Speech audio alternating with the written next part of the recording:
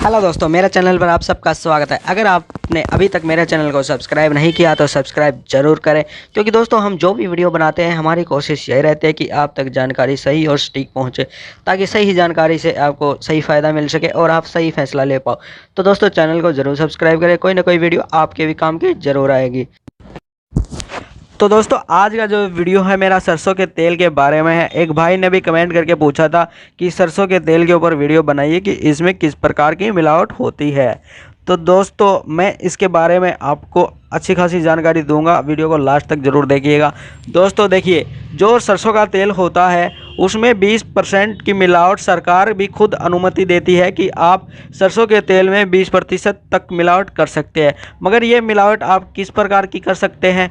तो दोस्तों देखिए, जितने भी खाद्य तेल आते हैं तो आप वो 20% तक सरसों के तेल में मिला सकते हैं। जैसे कि आपका सोया तेल हो गया, सूरजमुखी का तेल हो गया, या कोई भी ऐसा तेल जो कि खाने में काम आता है, आप 20% तक उसकी मिलावट कर सकते हो। ये नियम सरकार द्वारा ही बनाया गया है ताकि आप सरसों के तेल का प्राइस कम कर पाओ।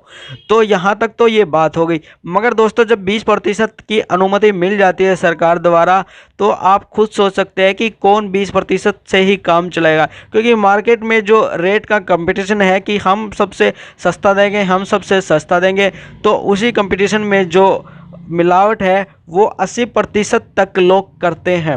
मगर फिर भी अगर एक तरीके से देखा जाए तो अगर खाद्य तेल में खाद्य तेलों की ही मिलावट होती है तो यानी कि सरसों का तेल तो आपको मिलेगा नहीं। फिर भी वो तेल खाने में नुकसानदायक नहीं होता है, क्योंकि वो तेल भी खाए ही जाते हैं। तो यहाँ तक तो ये बात हो गई कि जो जायज़ तरीके से मिलावट करता था। अब हो गया कि जो नाजायज़ तरीके से मिलावट करते हैं वो किस चीज़ की मिलावट करते हैं। तो दोस्तों जो कि सरकार द्वारा अनुमति नहीं दी जा सकती वो ऑयल है कि पाम ऑयल की मिलावट अवैध मानी जाती है। मगर पाम ऑयल काफ़ी सस्ता आता है, बाहर से एक्सपोर्ट होता है, तो इस प्रकार के ऑयल की मिलावट सरसों के तेल में लोग कर देते हैं। इसके अलावा चावल की जो भूसी होती है, राइस ब्रान ऑयल बोलते हैं जिसको, उसकी मिलावट भी सरसों के तेल में की जाती है। तो ये सारे के सारे प्रतिबंधित हैं। ऐसी मिलावट की जो मान्यता है, अनुमति है, वो सरकार नहीं देती। लेकिन फिर भी लोग सस्ता करने के चक्कर में इस प्रकार की मिलावट करते हैं। इसके अलावा इन जो ये ऑयल बताए मैंने, इसमें सरसों के तेल की कोई खुशबू नहीं होती है, क्योंकि जब आपने सरसों का तेल मिलाया ही नहीं तो कुछ लोग हो सकता है कि इसमें कुछ प्रतिशत सरसों का तेल मिला दे। मगर दोस्तों मार्केट में ऐसे भी ऑयल आते हैं कि आप पहचान नहीं कर पाओगे कि ये सरसों का तेल नहीं है, मगर वो 1% भी उसमें सरसों का ऑयल नहीं होता। वो सरसों के तेल की खुशबू यूज करते हैं, वो सरसों के तेल का कलर यूज करते हैं, और बस इसी से तैयार हो जाता है उनका बिना सरसों के सरसों का तेल। तो आपने देखा होगा कि जो ये नए नए ब्रांड आते हैं, खासकर ऐसे ऑयल जो लेबर क्लास है वहाँ पर ज़्यादा बिकते हैं, क्योंकि जो दुकानदार होता है वो ज़्यादा मुनाफा कमाने के चक्कर में इस प्रकार के तेल खरीद लेता है और ये बोलकर बेच देता है कि ये ऑयल नया आया है, ये अच्छा है, आप इसको लीजिए। तो जो लेबर क्लास होती है वहाँ पर इसी प्रकार के ऑयल बेचे जाते हैं। इसके अलावा आप अगर कभी मंदिरों में गए हो तो मंदिरों के जो आसपास बोतलें आपको दिखाई देंगी, तो वो इसी प्रकार का सरसों का तेल होता है। यानी कि सरसों के तेल के नाम पर उसमें कुछ भी नहीं होता है सरसों के तेल का। तो ये तो बात रही मिलावट की। लेकिन अब जो नई बात है वो ये है कि 1 अक्टूबर से, यानी कि 2020 1 अक्टूबर, जो 1-2 महीने पहले की बात है, तो सरकार ने सरसों के तेल में जो 20% मिलावट की छूट दी थी उसको भी ख़त्म कर दिया है। यानी कि अब जो भी कंपनी बनाएगी, अगर सरकार के अनुसार माना जाए तो वो 100% सरसों का तेल ही बनाएगी, यानी कि उसमें किसी अन्य खाद्य पदार्थ खाद्य तेल की मिलावट नहीं करेगी।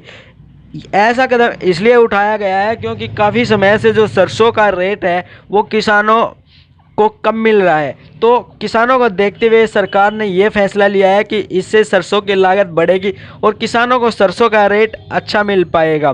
तो दोस्तों अगर आपने भी ये महसूस किया है कि पिछले 2 महीने से 1-1.5 महीने से आपके भी सरसों का जो तेल है उसका प्राइस मार्केट में बढ़ा दिया गया है 15, 20, 25 रुपये तक, क्योंकि जो ऑयल मैं भी यूज करता था तो उनके भी 15, 20, 25 रुपये बढ़े हैं।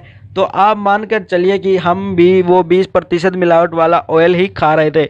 बेशक कितनी भी बड़ी कंपनी हो, वो टीवी पर आकर 100% दावा करती हो कि हमारा सरसों का तेल प्योर है 100%, मगर अगर उन्होंने रेट बढ़ाए हैं तो आप मानकर चलिए कि पक्का वो मिलावट करते थे। दोस्तों, अभी भी सरकार द्वारा नियम तो आ गया है, मगर जो मिलावट करते हैं तो उनकी मिलावट तो जारी रहेगी, क्योंकि नियम जो होते हैं वो बनने के लिए ही होते हैं। जो बड़ी बड़ी कंपनियां होती हैं सिर्फ नियमों का पालन किसी हद तक वही करती हैं। जितने भी ब्रांडेड सरसों के तेल आते हैं, टीवी पर ऐड वगैरह आते हैं, तो आप उनसे उम्मीद कर सकते हो कि वो मिलावट नहीं करेंगे, क्योंकि इतनी बड़ी कंपनियों के अगर सैंपल फेल हो जाते हैं तो नाम खराब होता है। तो इसी डर से, और उनको प्राइस भी अच्छा मिल जाता है, यानी कि जो पहले 100 का था अगर वो 130 रुपये का भी बेचेंगे तो उनको रेट मिल जाएगा। बड़े ब्रांड को कोई दिक्कत नहीं होती है, मगर जो छोटे ब्रांड है वो पहले भी मिलावट करते थे, आगे भी मिलावट करेंगे, तो इस प्रकार की मिलावट होती है। इसके अलावा और भी प्रकार की मिलावट होती होगी, तो ये जो अंदर की बात होती है ये बाहर नहीं आती, तो पता नहीं कौन सी चीज़ में क्या क्या मिलाया जाता है। इसी के साथ मैं एक जानकारी और जोड़ दूं कि जो तिल का तेल होता है तो उसमें भी मिलावट होती है, क्योंकि अगर आप बाज़ार से तिल का तेल खाने के लिए ख़रीद रहे हो तो ध्यान रखिए कि जो तिल का तेल है उस पर जो कंपनियां बनाती है उन्होंने खाद्य तेल लिखना भी बंद कर दिया है।